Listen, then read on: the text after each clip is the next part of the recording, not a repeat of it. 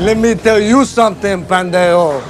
You pull any of your crazy shit with us, you flash a piece out on the lanes, I'll take it away from you and stick it up your ass and pull the fucking trigger till it goes click.